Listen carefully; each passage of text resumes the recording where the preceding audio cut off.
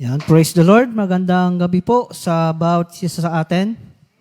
Yan, ito na naman po tayo sa ating bahay-samba ng ating Panginoon upang lahat po tayo ay manalangin sa ating Panginoong Diyos.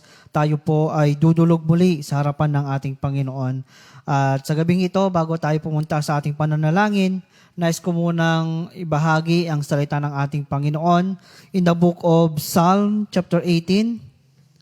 Pagbukas po kayo sa akin in the book of Psalm chapter 18, verses 4 to 6.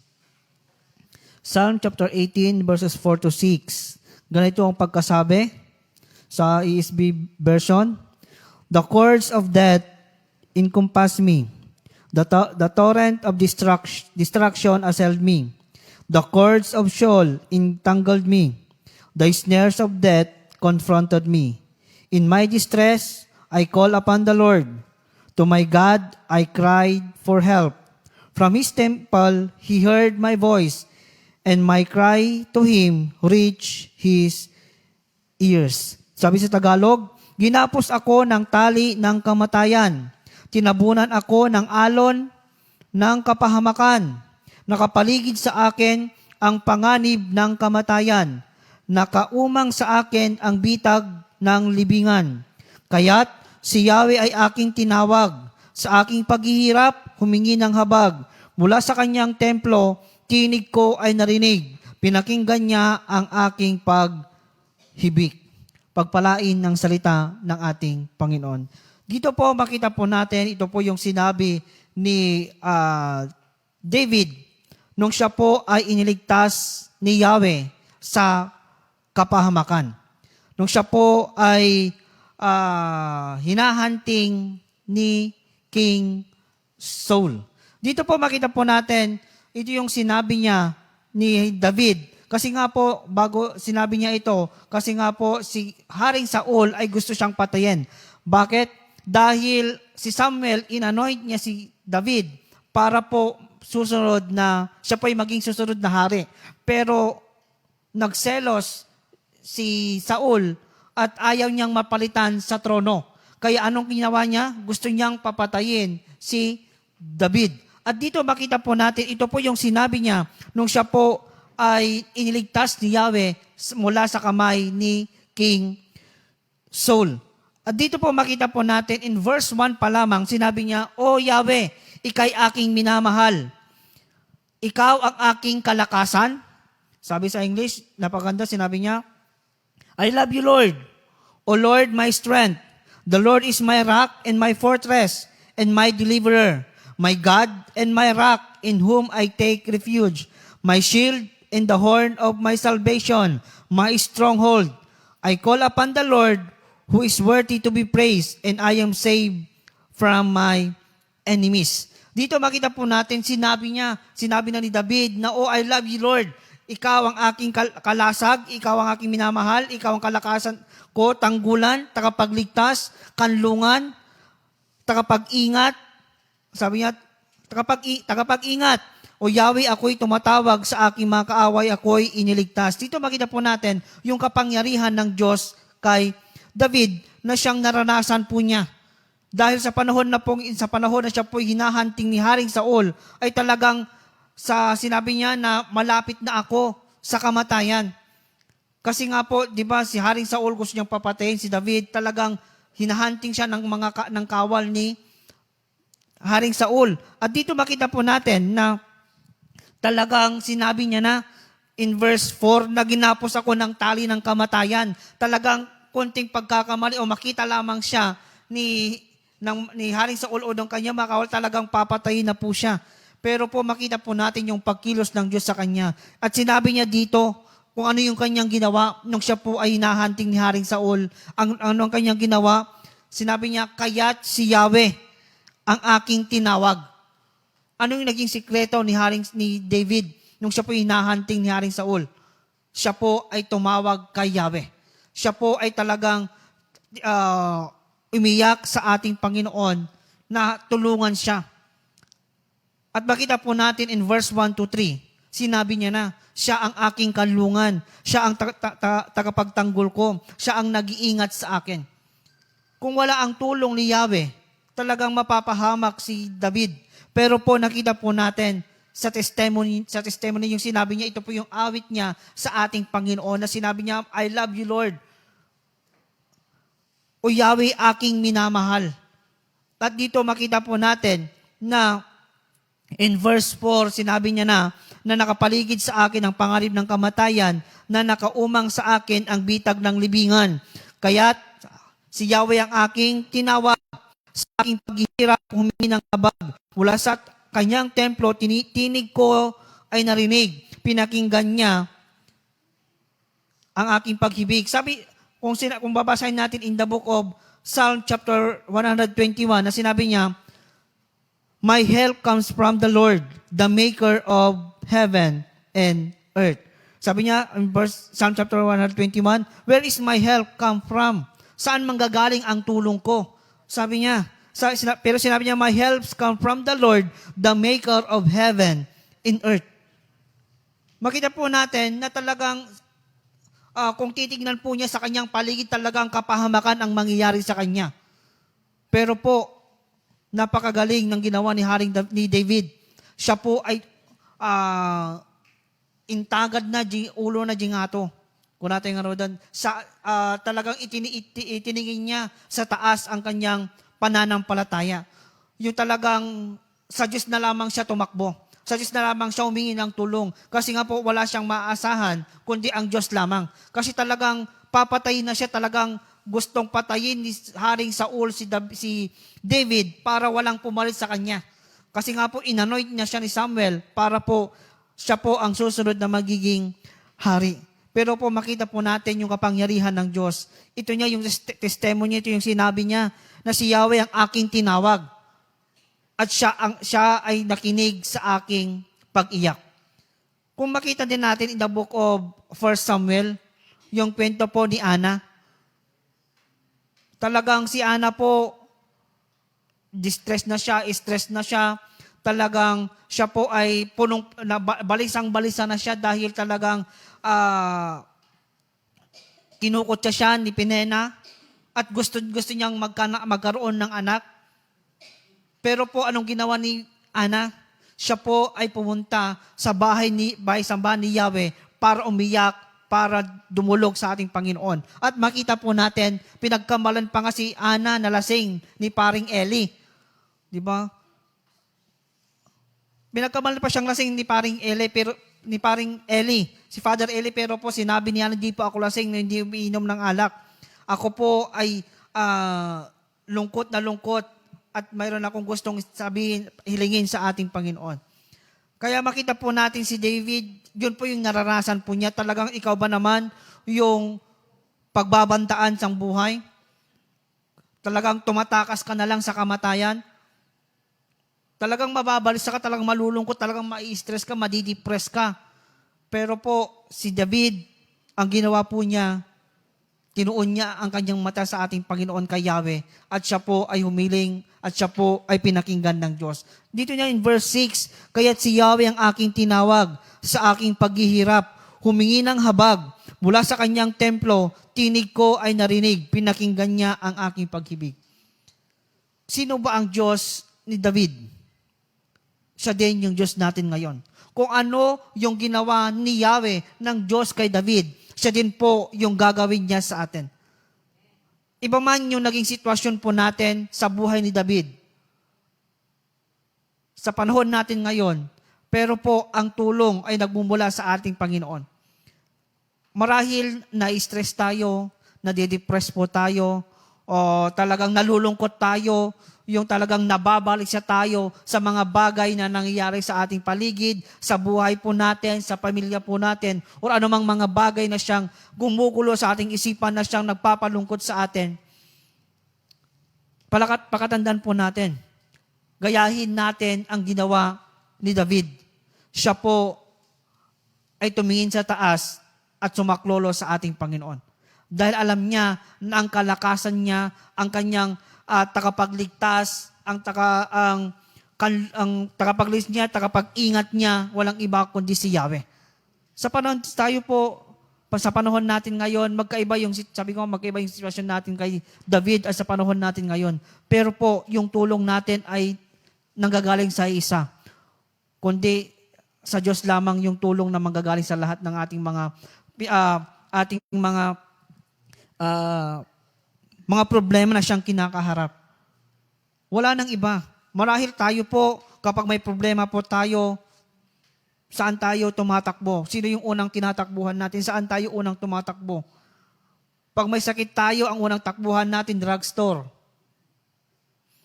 Pag nawawalan tayo, ang unang takbuhan natin, sino yung pagkukuhanan natin? Na-stress tayo dahil wala nang pang-allowance, wala nang pambili ng ganito, ganyan. O ano man yung mga nagiging problema po natin, ang tulong ay nagmumula lahat sa ating Panginoon. Siya lamang yung makapagbibigay ng tulong sa bawat sa atin. Pakatandaan po natin, ang Diyos ay laging nakikinig sa ating mga panalangin. Si David, sinabi niya, sa bandang huling talata, mula sa kanyang templo, tinig ko ay narinig, pinakinggan niya ang aking pag-ibig. Yung ating pag-iyak, yung ating pananalangin sa Kanya ay patuloy niyang pinapakinggan. Lagi natin napapakinggan na ang Diyos ay laging sumasagot sa ating mga panalangin. Lagi natin napapakinggan na mayroong tenga ang Diyos na siyang nakikinig sa ating mga panalangin. Anong dapat natin gawin? Sabihin natin lahat ng ating mga daing sa Kanya. Sabihin natin lahat ng ating mga gusto sa Kanya. Sabihin natin yung mga problema natin kinakaharap sa Kanya, yung mga kailangan natin sa Kanya. At ang Diyos, patuloy niya na sasagutin at papakinggan niya ang panalangin po natin. Kung titinan po natin sa salita ng ating Panginoon, in the book of Jeremiah, chapter 33, na call unto me and I will answer you. Sabi niya, di ba? Tumawag ka sa akin at ako'y sasagot sa iyo. Yan po ang Diyos po natin. Yan po yung Diyos po nating pinaglilingkuran. Na patuloy na nakikinig, na patuloy na sumasagot sa ating mga panalangin. Alam ko, may mga panalangin tayong sinagot na ng Diyos.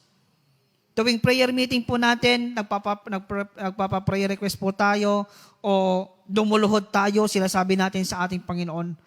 Kumikilos ang Diyos sa bawat panalangin po natin. Sinasagot ng Diyos ang mga panalangin po natin na naaayon sa Kanyang kagustuhan, nang naaayon sa Kanyang kalooban. At meron din yung mga panahon na may panalangin natin na minsan nawawalan na tayo ng pag-asa dahil hambal lang ang sungbatan ni Apo Diyoson. Dadji kararag ko nga ato yan. Minsan nawawalan na tayo ng pag-asa na ilang taon ko nang pinapanalangin pero wala pang kasagutan. Ilang buwan ko nang pinapanalangin, hindi ko pa nakikita yung resulta ng aking panalangin. Huwag tayong mawalan ng pag-asa. Patuloy lang nating ipanalangin, idulog ito sa ating Panginoon. Dahil nakikita ng Diyos yung mga puso, yung mga ginagawa po natin patungkol sa Kanya. Yung panalangin po natin ay in God's time, sasagutin niya. Huwag tayong maging atat, huwag tayong kunang arodan, hantayong agap apura.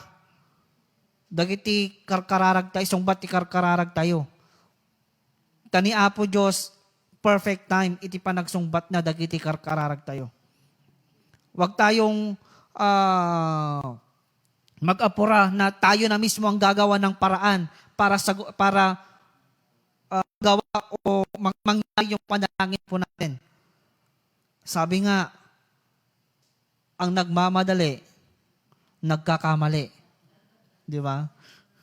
Ang nagmamadali, nagkakamali. Dahil sa kamamadali natin, Lord, gusto ko ng ganito. Alati, kung ano-ano na yung ginagawa mo para mangyari yung panalangin mo. Hindi pa pala right time, hindi pa pala yun yung sagot ng ating Panginoon, di ba? Si David, makita po natin, yung tulong ng Diyos sa kanya ay binigay niya. Siya din po, kung sino ang Diyos si David, siya din po yung Diyos natin. Siya ang ating batong tanggulan, ating tagapagligtas, Diyos at kanlungan. tagapag-ingat natin at ating kalasag. Siya po yung Diyos natin. Siya po yung pinaglilingkuran po nating Diyos na siyang protector po natin. Siya na siyang nakikinig sa ating mga panalangin sa panahon na tayo po'y inatake ng dyablo. Alam naman natin na ang mga problema, ang mga karamdaman, ang mga negatibong pangyayari sa ating buhay ay hindi gawa ng Diyos, kundi gawa ng dyablo. At minsan, pinapahintulutan ito ng ating Panginoon na mangyari sa atin para maranasan natin yung kapangyarihan, yung tulong na nagmumula sa ating Panginoon. Lagi natin napapakinggan kung hindi ka magkakaroon ng sakit, hindi mo mararanasan kung sino ang Diyos na siyang nagpapagaling sa iyong karamdaman. Kung hindi ka mawawalan, di ba? Paano malalaman ng Diyos ang provider? Kung hindi ka manghihina, paano malalaman ng Diyos ang siyang magbibigay ng lakas mo? Kung hindi ka nagkakaroon ng problema, paano masasabi na tinulungan ako ng Diyos? Hindi mo masabing tinulungan ka ng Diyos kung hindi ka nagkaroon ng problema. Hindi mo masasabing pinagaling ka ng Diyos kung hindi ka magkakaroon ng karamdaman. Magkakaroon ka ng mga negatibong pangyayari sa iyong buhay dahil ipapakita ng Diyos kung sino siya sa iyong buhay. At ipaparanas niya yung mga daing natin, yung mga gusto po natin. Dahil kung hindi tayo magkakaroon ng mga negatibong pangyayari sa ating mga buhay, marahil hindi tayo tatawag sa ating Panginoon. Marahil makakalimutan natin ang ating Panginoon. Makita po natin yung buhay po ng mga Israelita na nung sila po'y nahihirapan, lagi silang tumatawag sa ating Panginoon. Pero nung sila po ay nakalaya na, doon nila nakakalimutan ng Diyos. Minsan ganun din tayo mga Kristiyano. Naawan iti problema, nalpas iti problema, kapag natapos na yung problema natin kinaharap at may pagpapala tayong tinanggap, o nakakanas tayo ng masaganang buhay, minsan tayo nakakalimot sa Diyos.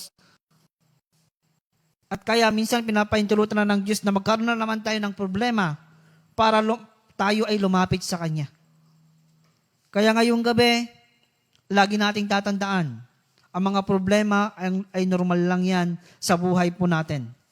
Tayo mga Kristiyano, laging sinasabi, prone tayo sa mga pagsubok, sa mga problema. Pero po, meron tayong Diyos na siyang takbuhan po natin, na siyang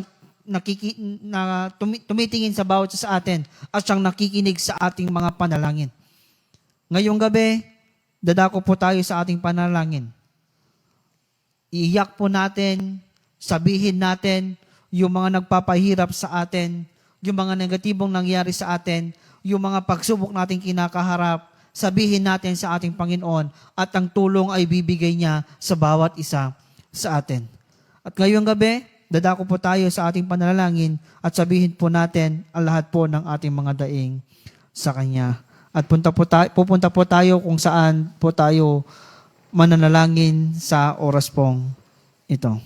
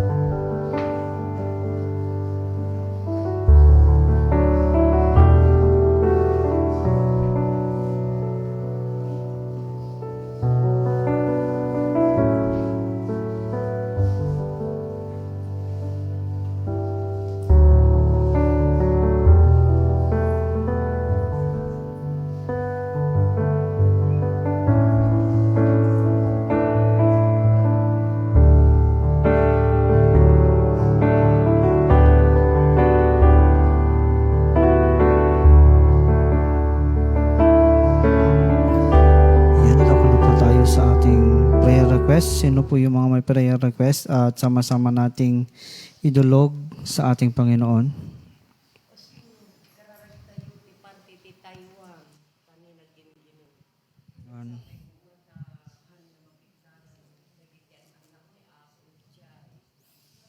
Yan, pag-pray po natin yung mga kapatiran po natin na andoon sa Taiwan na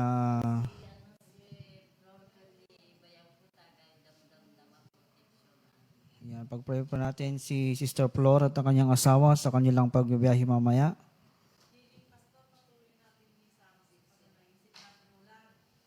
Healing kay Brother Roland at kay Sister Mary Jane. Sino pa yan? Vincent, Barcelona. Mary Jane, Vincent, at Brother Roland. Healing po. Sino pa po? Ay, si Sister Faye. Pag-pray po natin, patuloy natin pag-pray siya na patuloy na kumilos ang Diyos sa kanya.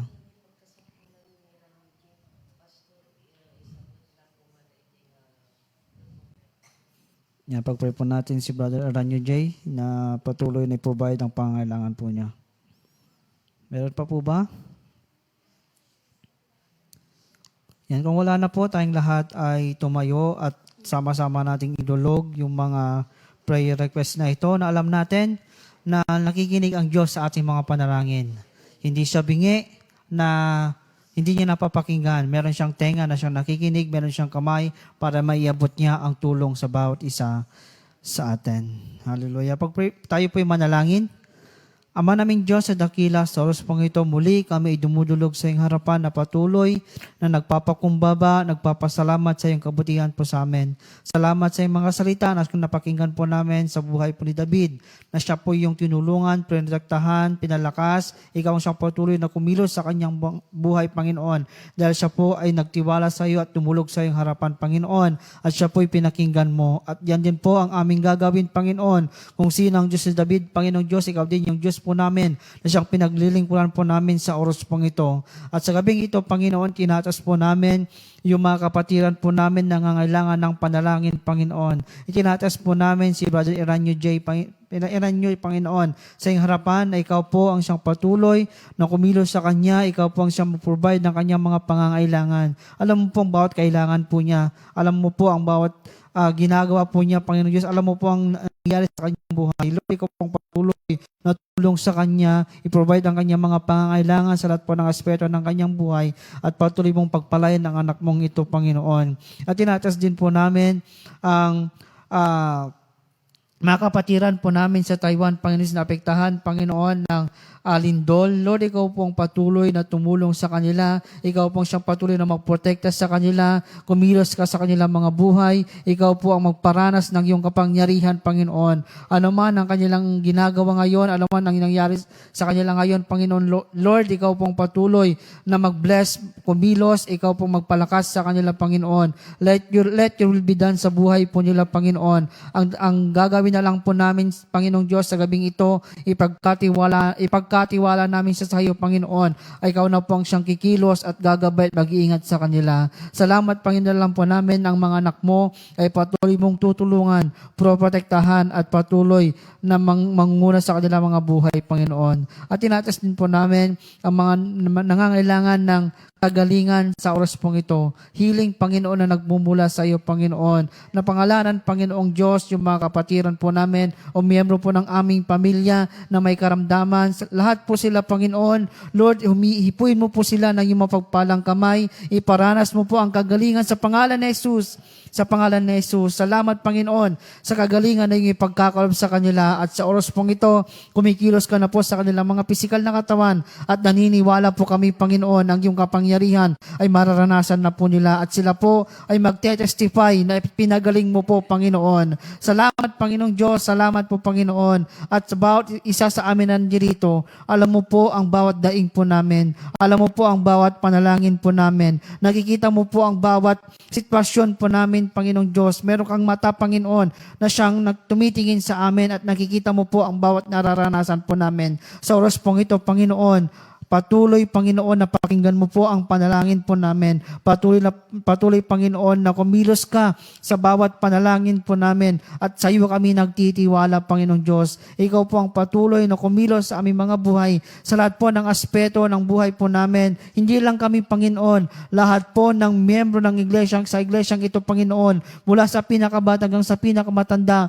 patuloy mong pagpalain, patuloy mong tulungan, patuloy na palakasin ang bawat pananampalataya po namin. Protektahan mo po ang bawat isa sa amin. I-provide mo po ang aming mga pangangailangan. Dumating man, Panginoon Diyos, ang mga pagsubok sa buhay, Panginoon. Tulungan mo po kami at palakasin mo po kami, Panginoon. At patuloy na itatak sa aming mga puso't isipan na kami ay victorious, Panginoong Diyos. Dahil ikaw ang siyang magbibigay ng katagumpayan sa amin. At ikaw ang siyang patuloy na magpapalakas sa amin, Panginoon. Salamat, Panginoong Diyos, sa patuloy mong pagpapala, tulong sa bawat isa sa amin, Panginoon. At patuloy, Panginoon, na ikinukumit po namin ang aming buhay sa iyo. Ikinukumit po namin ang bawat buhay po ng miyembro po ng iglesyang ito, Panginoon, hanggang sa aming mga pamilya, Panginoon. Salamat, Panginoong Diyos. Salamat po, Panginoon. At tinatas din po namin ang aming iglesyang ito, Panginoong Diyos, na siyang pinagkakatipunan po namin. Alam mo po ang pangangailangan ng aming iglesia. May mga project po kami, Panginoon.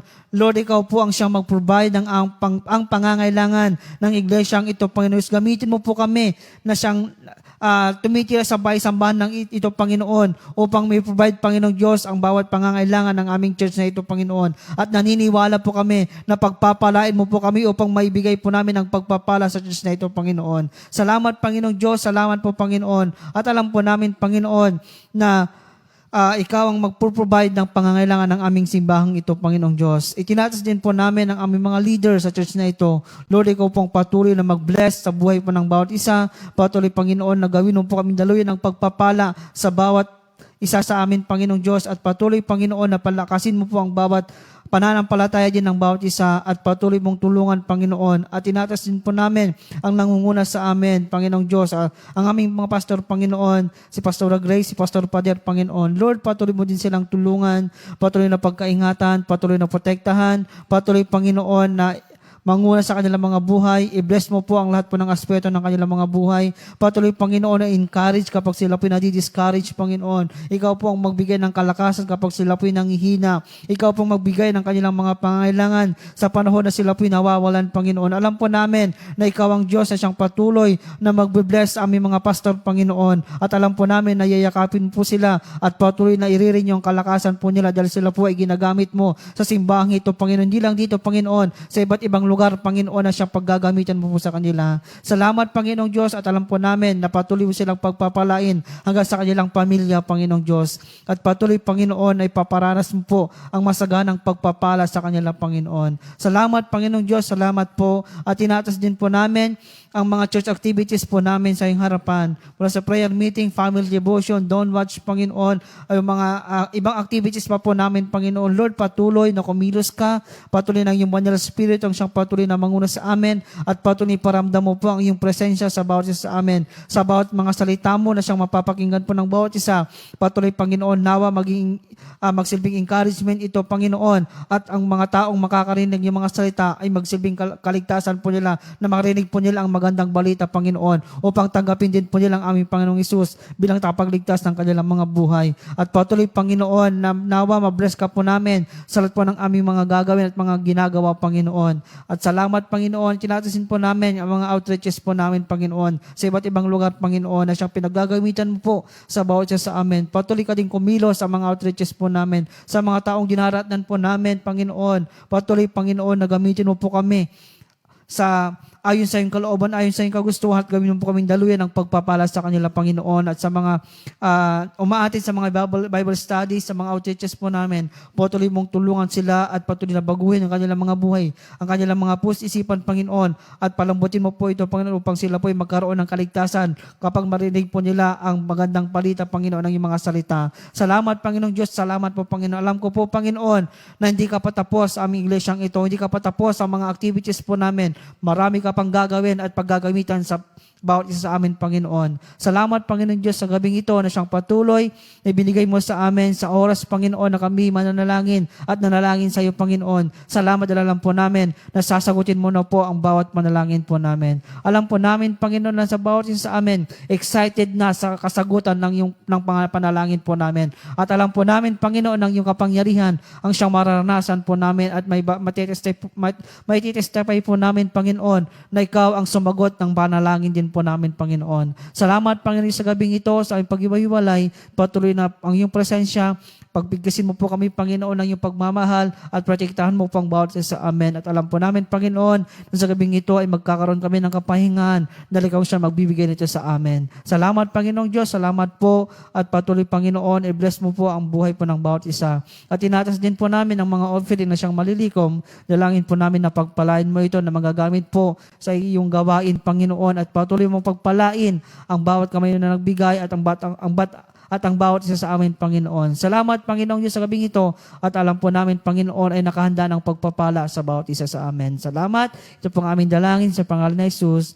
Amen and amen. Dadako po tayo sa ating pagbibigay ng ating handog, ating kaloob sa ating Panginoon, at awitin po natin, tayo ay magbigay at ibigay po natin ang ating pasalamat, ating kaloob sa ating Panginoon. Tayo ay magbigay para sa Panginoon. Tayo ay magbigay para sa Panginoon. Purihin ang Diyos Pasalamatan siya na may kagalakan sa puso. Hallelujah. Amen. At magandang gabi po sa bawat isa sa atin.